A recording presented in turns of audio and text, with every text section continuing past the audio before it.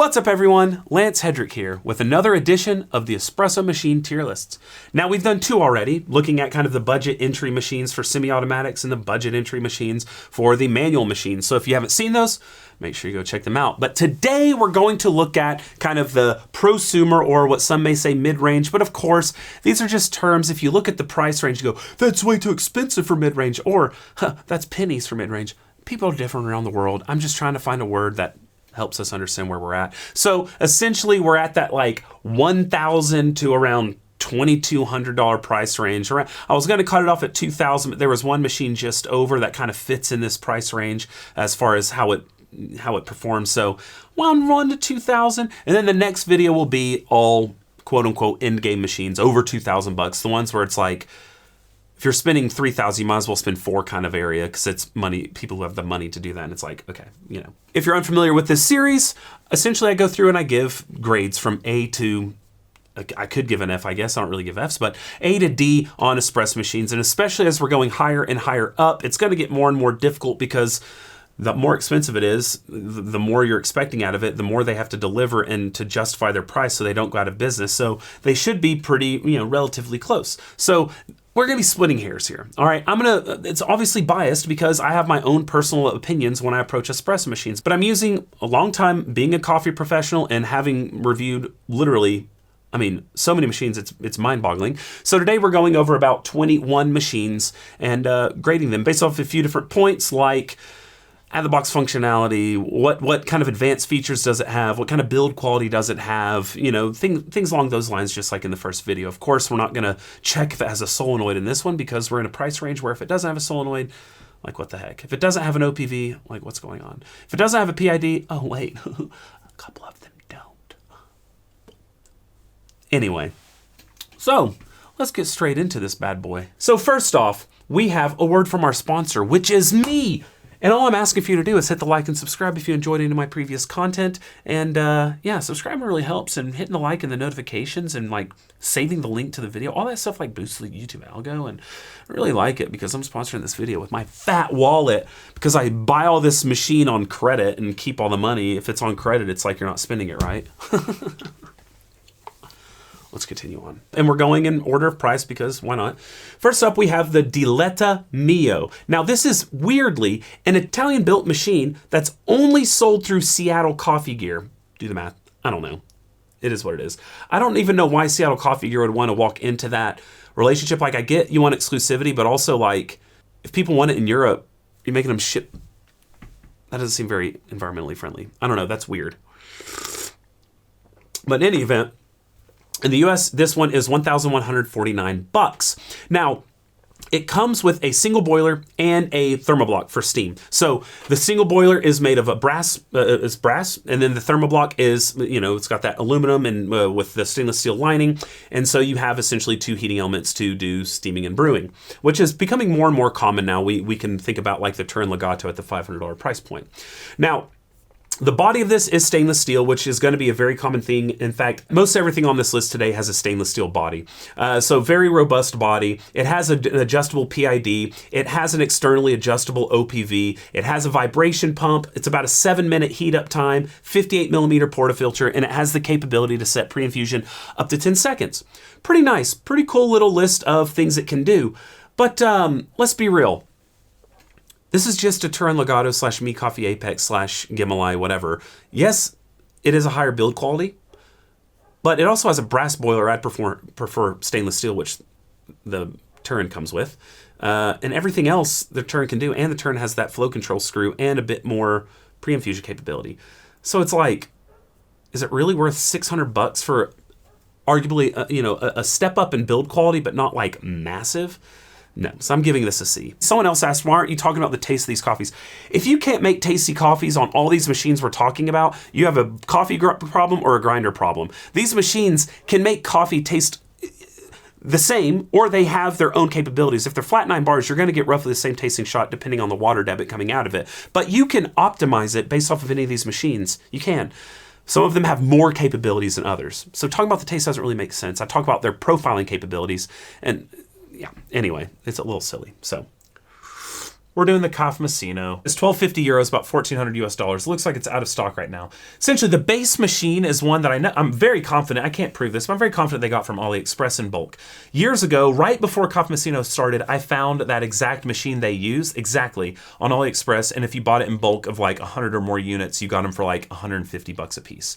They're not bad. It's honestly very similar to the Turin Legato. It's just like, and Turin's, like, they're not hiding this, but Turin, Apex, all the resellers, they're buying it from the same factory in China at a massively discounted price, and they're largely rebranding it. They may make some minor changes to the machine, like making it 110 volt, but largely they're rebranding it and then slapping another $100 or $200 on it. I don't know the margins. That's not to diss them because they're offering great after-service value. So these machines, if you were to buy it direct from AliExpress and get that initial savings, if something happens, you have no help. I know like Espresso Outlet, Me Coffee, they help a lot with after service or after sales service. So anyway, this is essentially just one of those machines they slap their brand on and they put their tech on top, and the tech is what costs almost $1,000. So while it does a good job, it's not, I think the Gajuino is better. And that one you can get the tech free, well, at least version 2 if you want to get the open code one. But if you're okay with buying the most up-to-date version with it to be closed code, then you can get version 4 and continue going forward.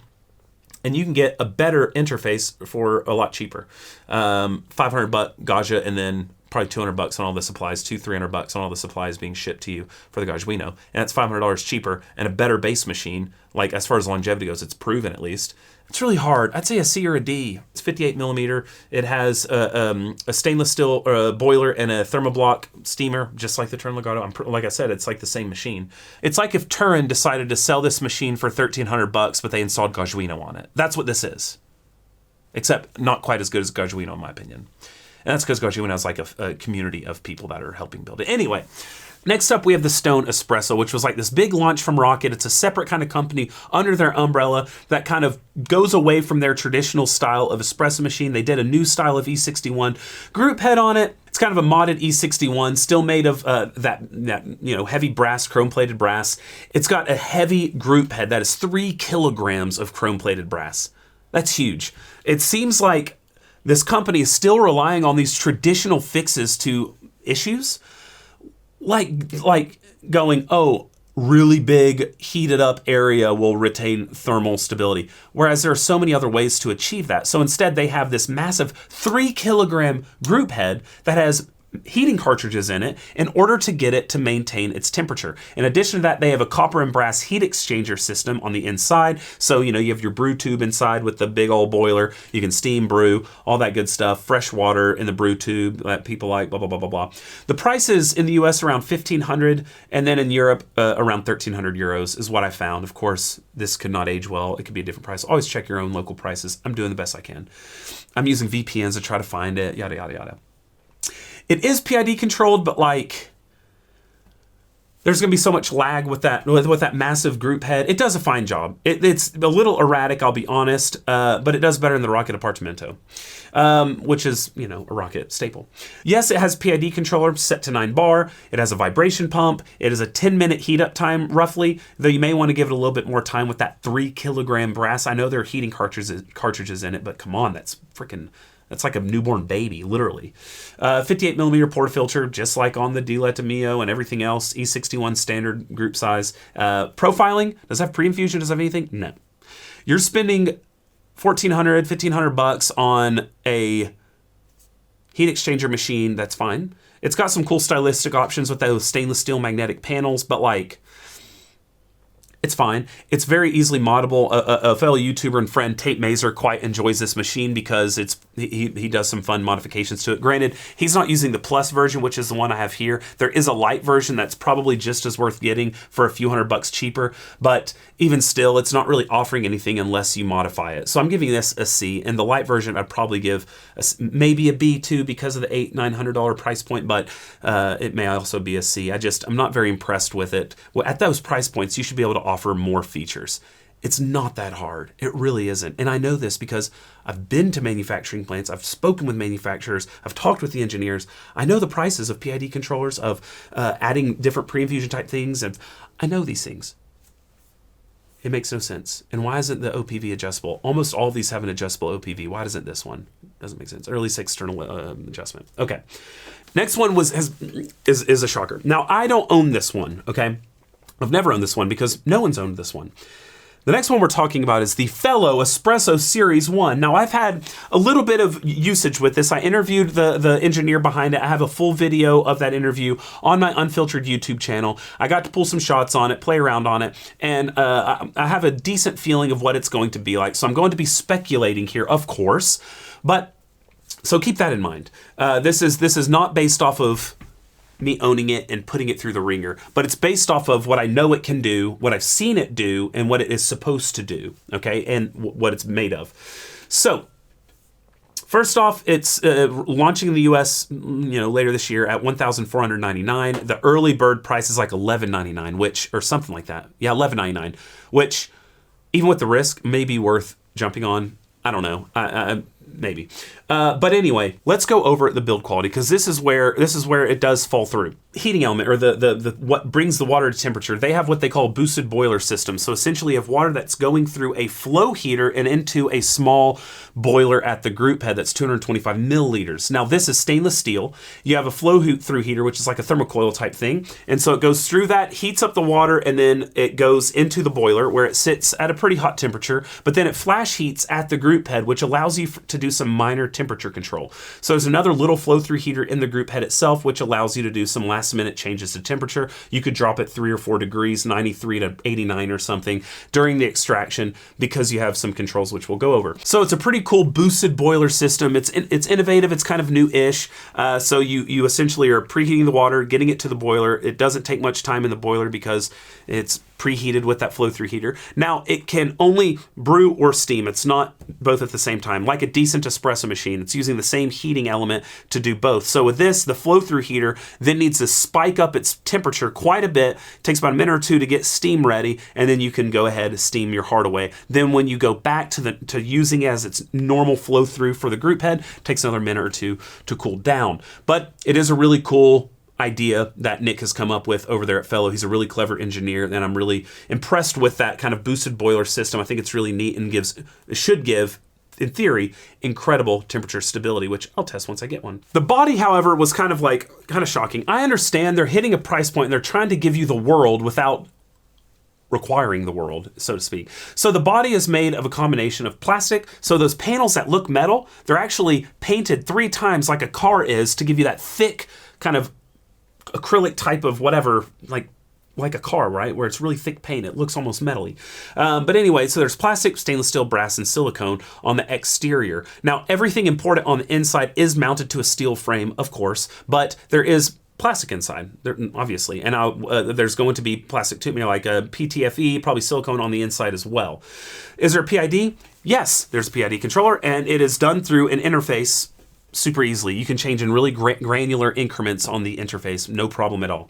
Does it have an OPV? Of course, sort of. It's got a digital pressure control. So it's not an actual expansion valve, but it has digital pressure control, which makes that kind of a moot point. But you're able to control the pressure incredibly granularly yet again through that. Is there flow control? Which now we're in the area where we are talking about that, which is silly because we should really have flow control at a much cheaper price. And it makes me go, why is it at a cheaper price? This makes me so bummed out. But anyway, even here, when I asked why they don't have flow control, they said it'll probably confuse their main target group. So come on, open it up for me.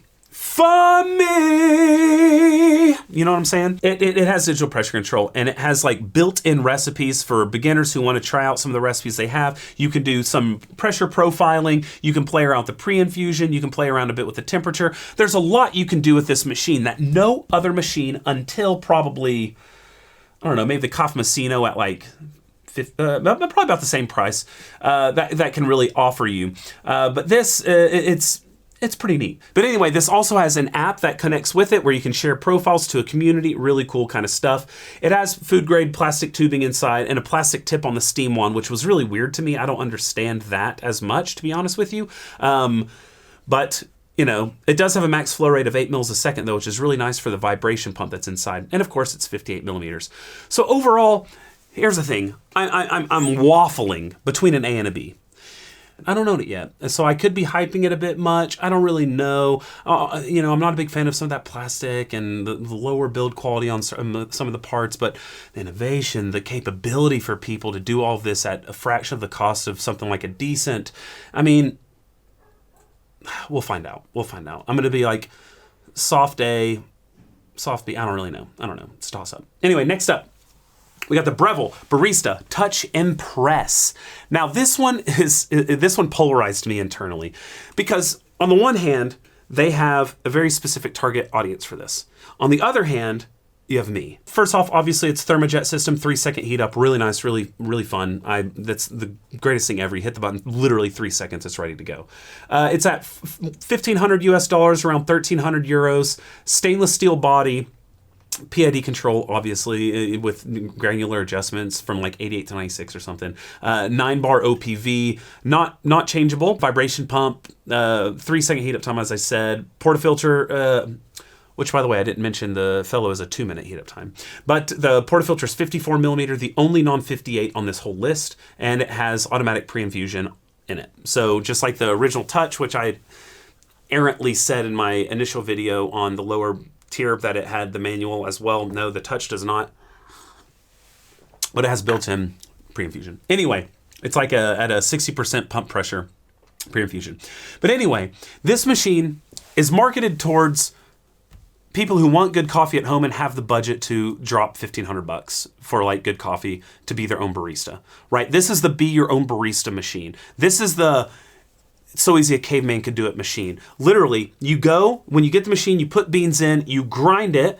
There's a little sensor on it that will, after you tamp it using the Impress little lever tamper, it will say, oh, sad face, you don't have enough coffee in it. You hit grind again, it will dispense the amount that you need. You tamp again. If it's still not sufficient, it'll go, oh, not enough. And it remembers how much coffee you've put into that basket. So then it's tamped already, pull a shot. It'll say, hey, that was too fast. Change the grind setting, go finer. You go, okie dokie, you do it, you go again, you go through the same thing, and it keeps saving the previous dose so it knows how much it needs to dispense.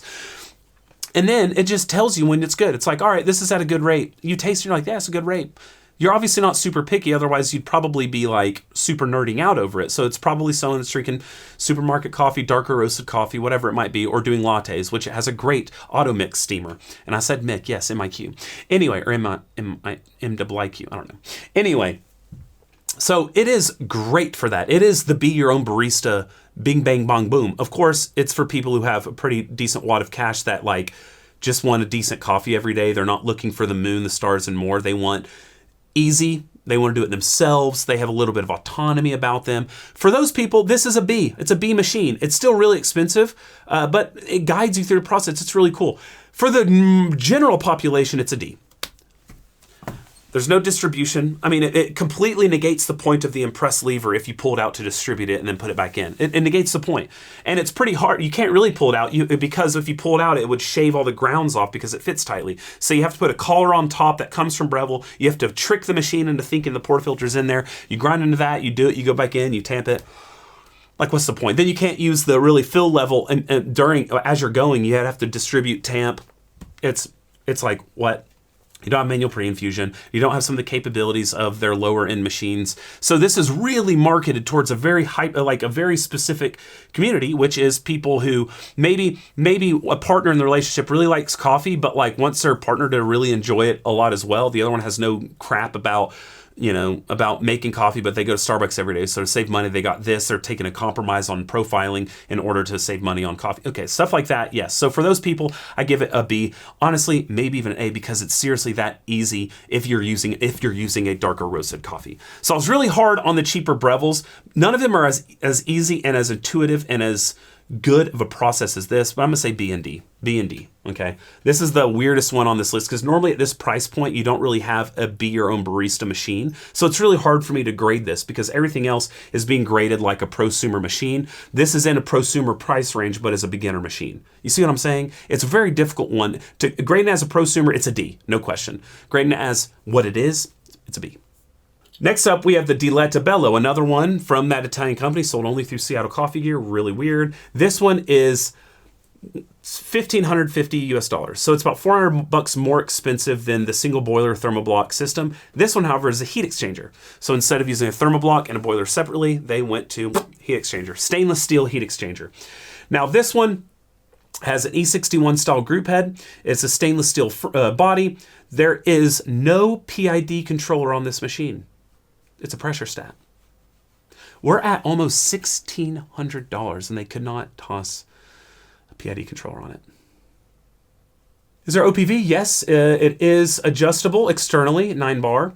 Vibration pump, 15 minute to heat up, about 30 minutes ideal, 58 millimeter E61 group head. And then yes, it has pre-infusion doing the E61 style trick. So no specifically programmed pre-infusion, just it's E61. So you lift it halfway, bada bing, bada boom. So this machine's fine. It's a good machine. It's built well, but like it's no PID at $1,600. What is the world coming to? I don't know. So I'll give it a C. Next, we have the Ascaso Dream PID. Now I'm gonna be honest here. I am literally obsessed with the form of this machine. I think it is so cute. I love it. It's compact, it's retro, it's got really cool like analog measures about it. Like I like it. I think it's really cool, so I'm definitely biased here. And I'm gonna go ahead and tell you, I give it a B, though it probably, it may not deserve a B, to be honest. Well, it might, I don't know, because it is a little expensive for what it is. But anyway, let's just get on with it. It's a thermoblock. Now, to be sure, most thermoblocks that are aluminum are stainless steel lined on the inside. Neglected to say that in the initial video, and some people were saying, oh, it's stainless steel. Yes, the block is aluminum, and largely you have stainless steel tubing on the inside, so where the water's hitting, it is stainless steel. But the scale, it often will build up on the outside of the thermoblock through whatever leaks or humidity or leaking or whatever it might be. I've seen many thermoblocks with scale on the exterior and around it. So scale's not as much of an issue on the stainless steel inside, but on the outside it can be. That being said, even with stainless steel lining, the temperature stability of aluminum in general is not ideal. A bit erratic, and thermoblocks in general are a bit erratic. And my testing with these Ascasos is a bit erratic. It has pretty good stability on occasion, and sometimes it can be a bit erratic. So we do have the thermoblock in this. It's a single thermoblock, steams and pulls espresso. So if you steam, then you got to wait a bit for espresso. $1,550 US, about 1,400 euros. The body is made from a nice aluminum retro paint.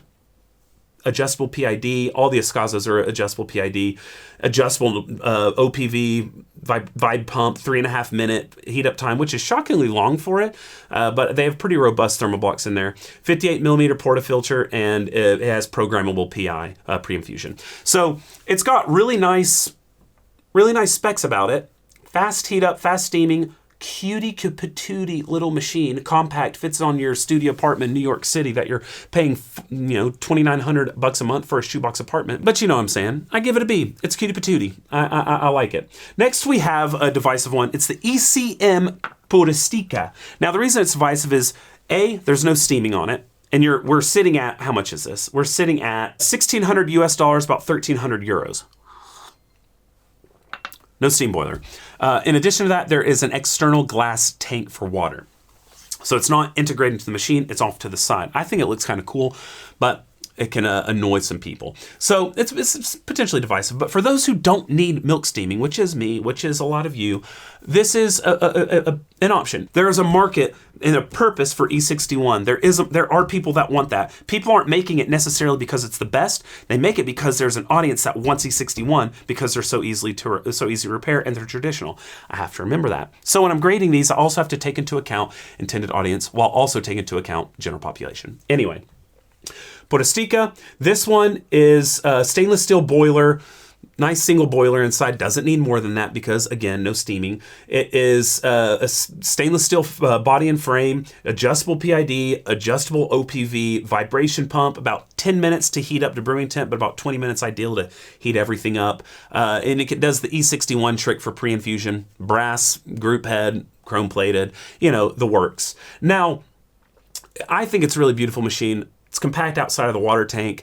I think it does a nice job. And I might be crazy here, but the build quality of ECM is quite incredibly high. And I like this. I give it a B.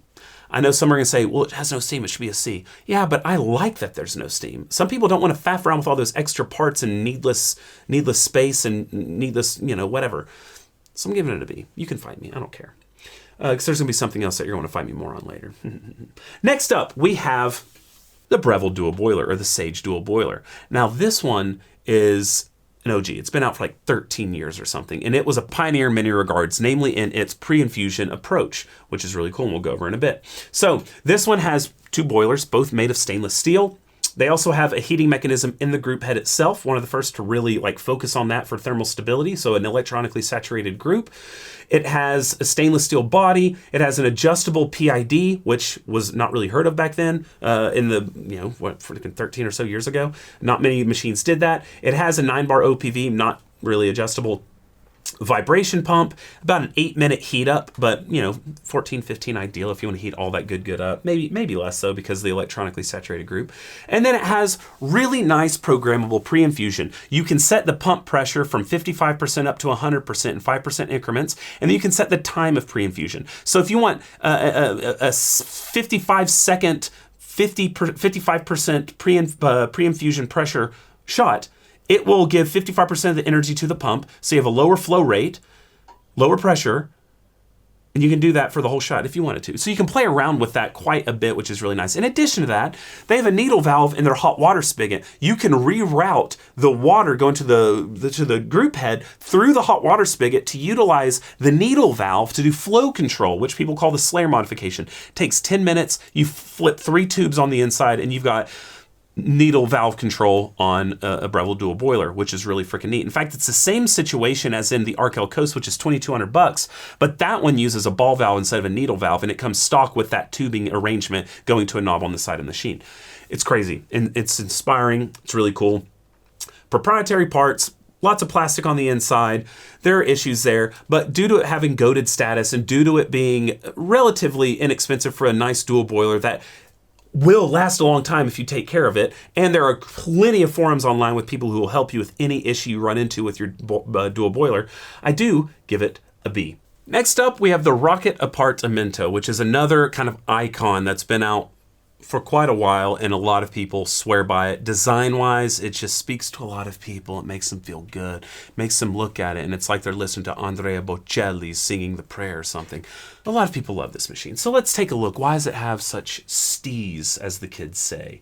It is $1,650 in the States and about 1,300 euros in Europe. It has a heat exchanger, which has copper and brass kind of thing going on with the boiler. I say copper and brass kind of thing because I found where it says brass and somewhere it says copper. I'm wondering if maybe the brew tube is one element, the boiler is another. Someone can correct me down below, but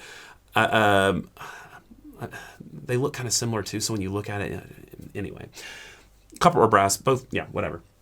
It's stainless steel body, of course, that polished, mirror type of stainless steel. E61 group head, so it's a chrome-plated brass. It's got an internally adjustable OPV. It's not convenient to get to, but you can adjust it. Vibratory pump, 20-minute heat-up time, 35 minutes ideal. 58-millimeter group head, stock E61, and then you can do the E61 trick for pre-infusion. And it can, it steams, it's heat exchanger, does a decent job.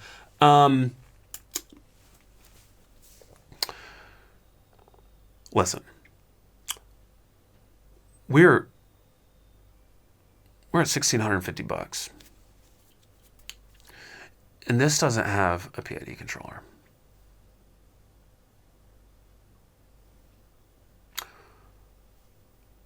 I don't understand. I'm calling you out. Rocket, Rancilio, frickin' Diletta. Put PID controllers on your frickin' machines and don't raise that price. They're already expensive. Don't raise that price. Add the PID controller, new version. Send them out to distributors. Have them install it on people who have machines already. That's lame. I'm here for the people. I originally had a C down because I genuinely believe this is a C machine. 35-minute heat up time, not acceptable. No PID controller, not acceptable. That much for just a simple E61, it's just going based off name alone, not acceptable. I do not understand the hype around it, other than, I guess you could modify it and do some fun stuff to it, and you can temp surf it and stuff like that, but cooling flushes through the wazoo. I did a catering event on an Appartamento once, and it was hell in a handbasket, as they say. So I did change it to a B though, because I got a little scared about potentially like threatening vitriolic responses of disgust. But you know what? I'm going to rise above because that right there, and I'm putting it back to a C, because y'all ain't going to do nothing to me. I'm behind a screen. All right, next up, Lelit Mara X. Now this one is another E61 heat exchanger machine. I've reviewed it. I did actually a complete half-cut machine of this, showed you all the internals of it. This one runs at about $1,700 US, about 1350 euros, so a bit more expensive than the Appartamento. It is a heat exchanger, brass on the inside. You have, typical stainless steel on the outside, but E61 brass, chrome plated. Yes, it's got a PID controller, and you have 3 different settings you can put the temperature to, and you can do like steam priority or brew priority, whatever it is. There's some fun options on it. It has a 9-bar OPV. You have the vibration pump. Really only need 10 minutes to heat up, but to get everything really heated up, probably 20, 25 minutes. 58 millimeter portafilter, E61 trick can easily, just like with any of these E61 groups, you can do a flow control mod.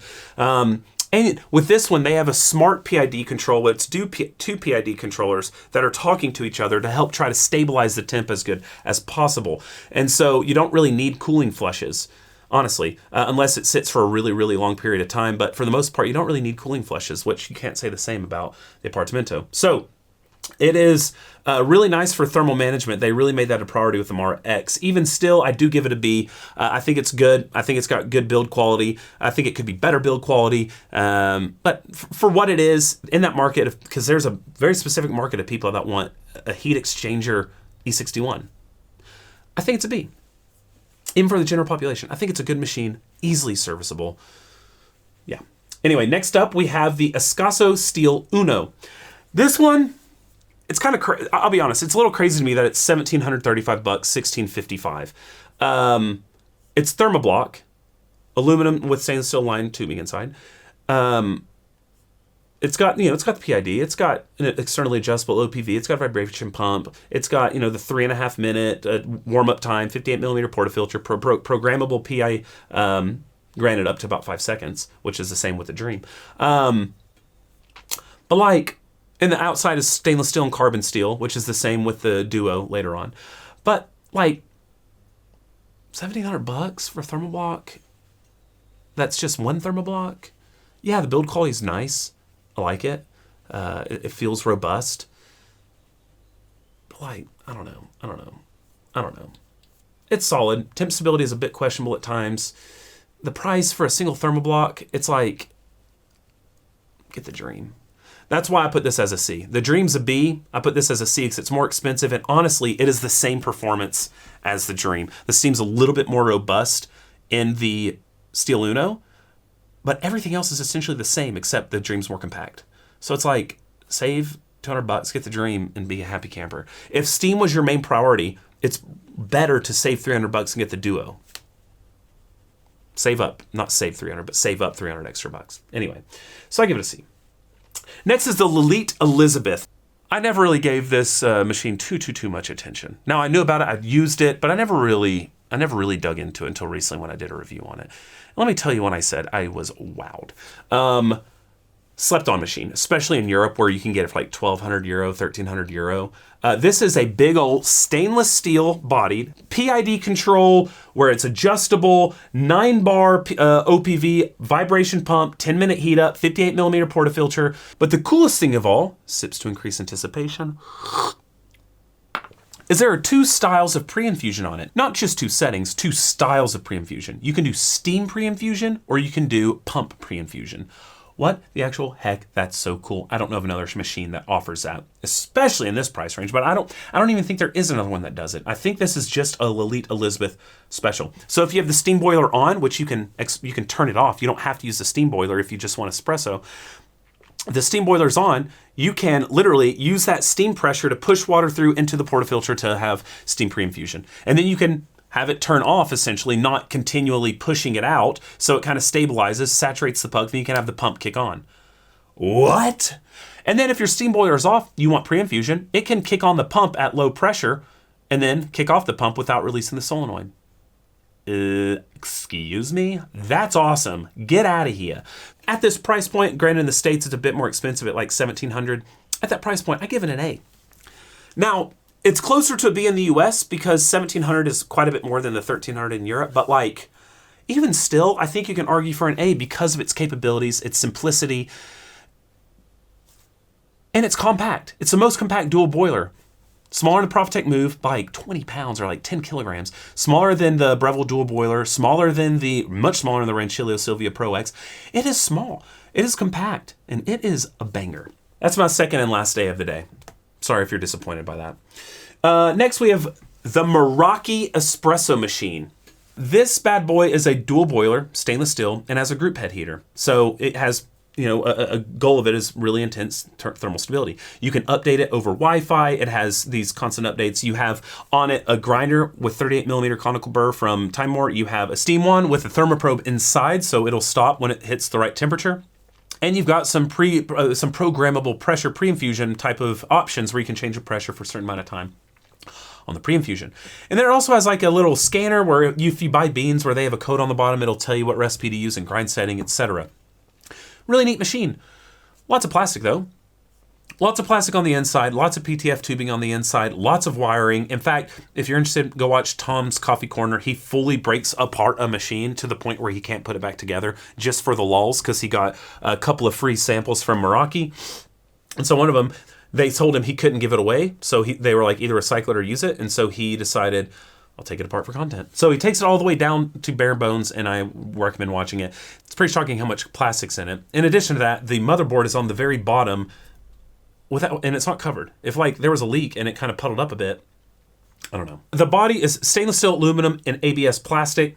It's an adjustable PID. You have OPV set to 9 bar. It's weird you can't change that, but they don't give the option. Now, here's a shining moment. It has a rotary pump. One of 2 machines on this whole list with a rotary pump. About time they start adding rotary pumps to stuff, am I right? Much more quiet, much more consistent, much more nice. I don't know why they don't have flow profiling with a rotary pump, but they don't offer it. 3 to 4 minute heat up time due to that small boiler and heating system on the group head, ring heating system. 58 millimeter group, and yeah. It's got so much stuff that you would want. It's got a decent grinder with the Time War cone burr. Built-in scales, 2 of them, one for grind by dose, or grind by weight, sorry, and you can pull your espresso by weight. You have all this stuff. But it's like, they missed the mark on some things, which drops it to a B. So it's feature-rich. It's something that I want to give an A to, but I drop it to a B because lots of plastic, and like, why don't you have flow control? Why don't you have an adjustable OPV? Why aren't these things, like, maybe there's an update where you can change the pressure. If you can do the pressure for profiling for pre-infusion, why not? Anyway, next we have the Profitec Pro 300. Now this is a well-beloved saturated group machine from Profitec, which is like the same company as ECM.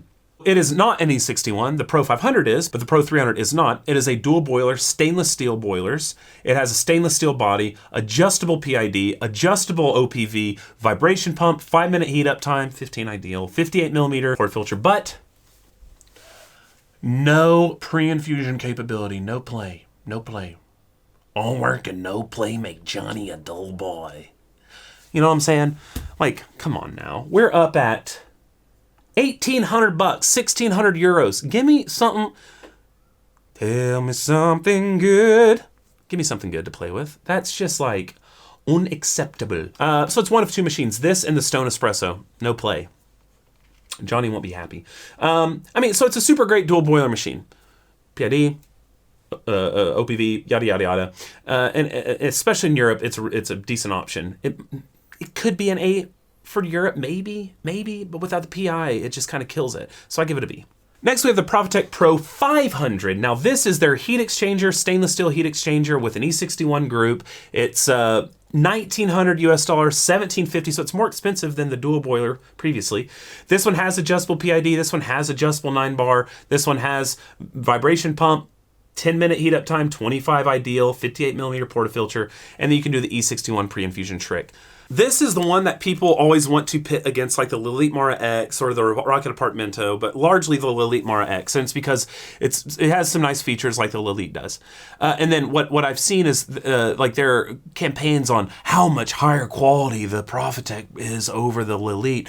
It's not. It doesn't warrant the cost difference, in my opinion. Granted, it's only a $200 price difference in the US and about $300 in Europe. Actually, almost $400 in Europe.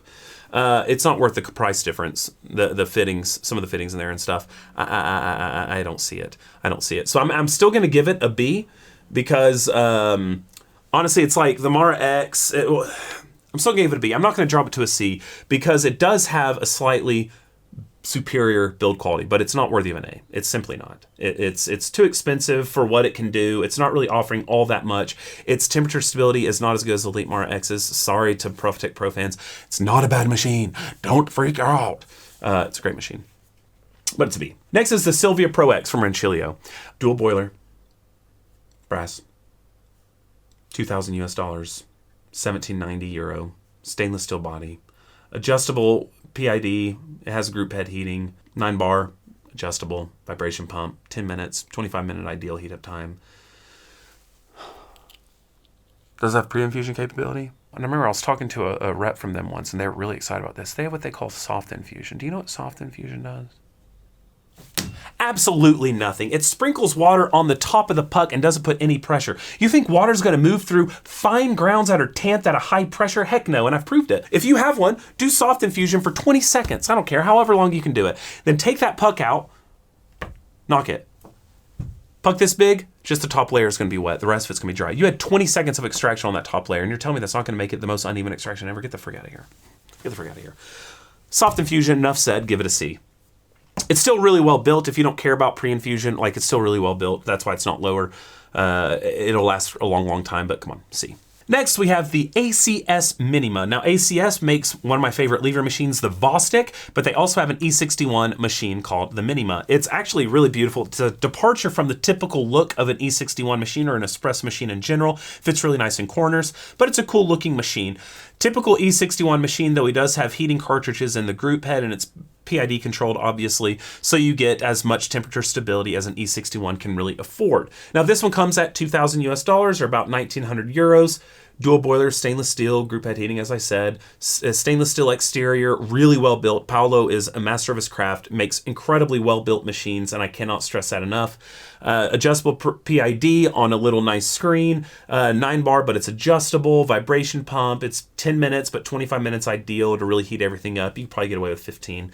58 millimeters, and you can do the E61 pre-infusion trick. Nothing too special. Honestly, I prefer this to the Pro 500, but I'm still going to give it a B.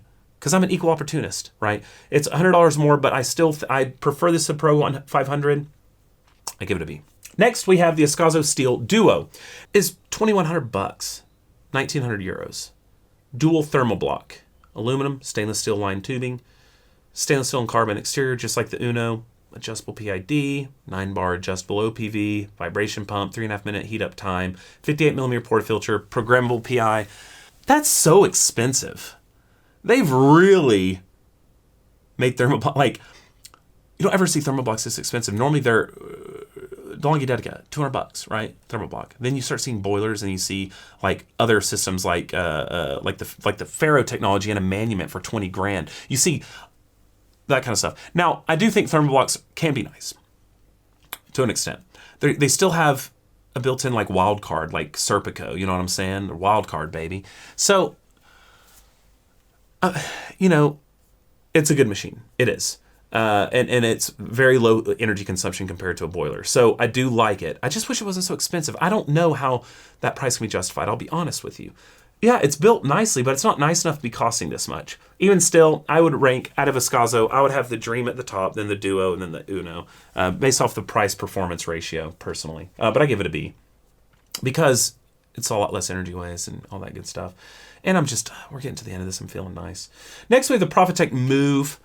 The brew boiler is brass. The steam boiler is steel, stainless steel, 2,100 US dollars, like 1,700 euros. Stainless steel exterior, adjustable PID as you'd expect, 9-bar adjustable OPV, vibration pump, 9-minute heat up time, 58 mils, programmable PI. Now, honestly, on paper, this doesn't really do much different than the Lelit Elizabeth. The programmable PI is not as robust as the Elizabeth. About the same heat up time, so no advantage there. The steam's a little more powerful on the Move. No, actually, the Move has low power on steam. I'm confusing it with the Rancilio. Not that great of steam power even.